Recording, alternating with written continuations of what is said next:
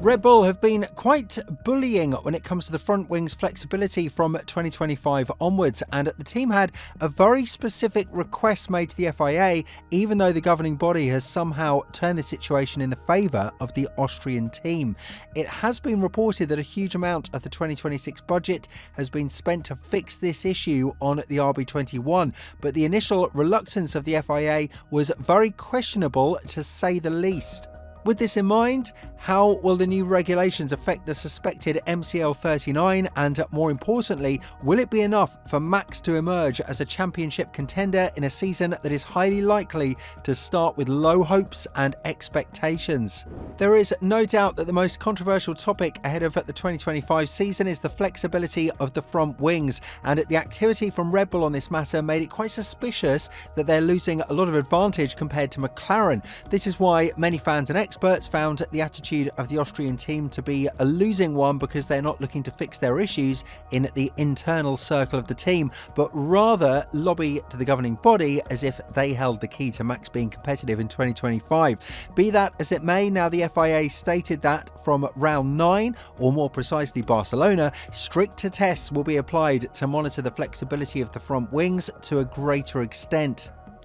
However, the wish of Red Bull was to make this rule applicable from race 1 in Melbourne, as they didn't want to lose 8 races to McLaren and Ferrari because of this factor.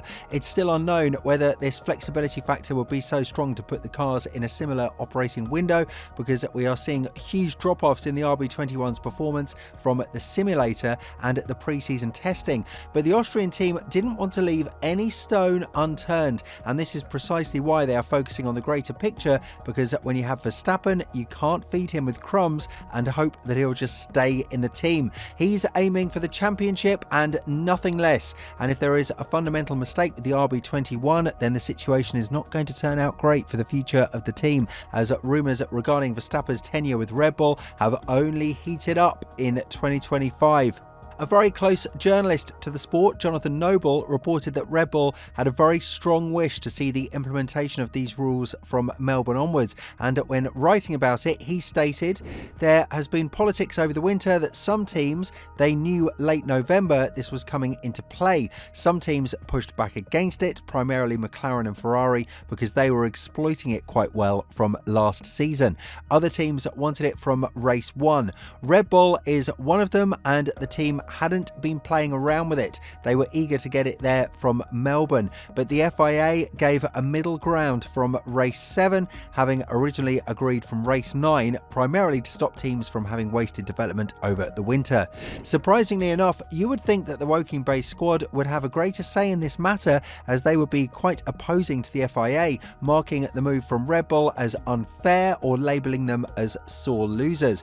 But if you were to look at the statements said by McLaren, you would notice that they are here to support the decision of the FIA, which suggests that they might not have as much performance from the flexibility of the front wings as Red Bull originally hoped. The flexibility of the front wings is a very important part of the aerodynamic behaviour of the car, because if it's heightened to a greater extent, it combats the understeer in low-speed corners as well as the oversteer in the high-speed ones. The cameras that have been placed on the front wings from Spa last year have been monitoring the level of flexibility of the front wings, and it has been brought to everyone's attention that the MCL 38 has been a bit more suspicious compared to the rest of the grid. You can easily say that Mercedes belong in this group as well, but on the other hand, the failed concept of the car has ultimately plagued the opportunity to compete at the front, which is by no means a guarantee for the 2025 season.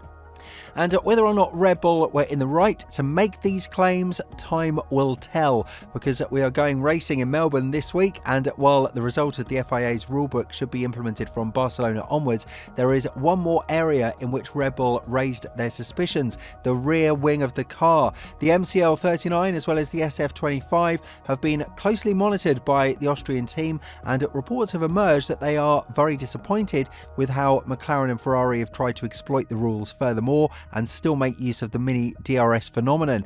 Last year in Baku, it was quite visible that the rear wing of the McLaren car opened up under certain load, which then reduced the drag and helped the car in the top speed segment. And Red Bull saw this from day one of pre-season testing on their rivals. Whether we like it or not, it's an issue that will persist throughout the season, according to Wash, even though the FIA have done their thing when it comes to applying cameras to watch the amount of flexing on the DRS flap. And this is something that has come under a lot of scrutiny as well, because the FIA has been very lenient in bringing the rules and the penalties on time. This has been commented on by Gary Anderson from The Race, who stated that the front wing clampdown, for example, needed to be issued much earlier than it was. Stating his thoughts on the entire matter, Anderson said, "My other complaint is that the FIA hands down penalties to drivers when they make a poor decision and also fine teams for an unsafe release from their pit box. In both these instances, they have milliseconds to make that decision, not 3 months,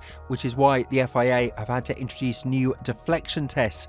By now, most teals will have put to bed their 2025 car characteristics and be focusing their top-end design engineers on the 2026 car, which is being designed for major aerodynamic rule changes, leaving their not-so-experienced design engineers to dot the I's and cross the T's on the 2025 car's development path. Now, that all needs to change."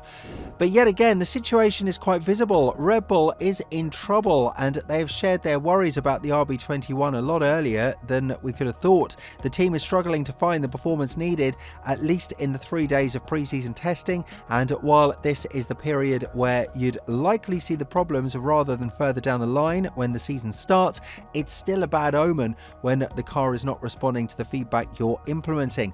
Verstappen has gone on to say that they won't compete for the race win on pure merit, at least not in Melbourne, and that there is a lot of work to be done in the following period. When talking about this to a greater extent and speaking about the early expectations from the car, Verstappen has gone on to say, "There is a lot of work to do. I think McLaren is the favourite if you look at the lap times, and for us, not everything went completely smoothly. On the other hand, I think we do have some ideas on how to improve the car. I've also spent a lot of time in the simulator with the team. I don't think we can compete for victory in Melbourne, but hopefully we will be able to make improvements within a few races.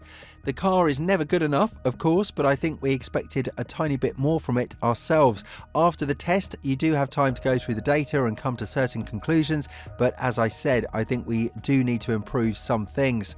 This might be why Red Bull will wait until Barcelona to see any real competitiveness from their side, and as we saw last year, this is a pecking order that can change quite quickly. Therefore, early conclusions shouldn't be drawn before we see the cars on the grid, especially not after what we saw last year when Verstappen won the championship in arguably the third fastest car on the grid for the majority of the races. But now that everything starts from zero, expectations are very low, and this could prompt a move from the Dutchman much earlier than anticipated.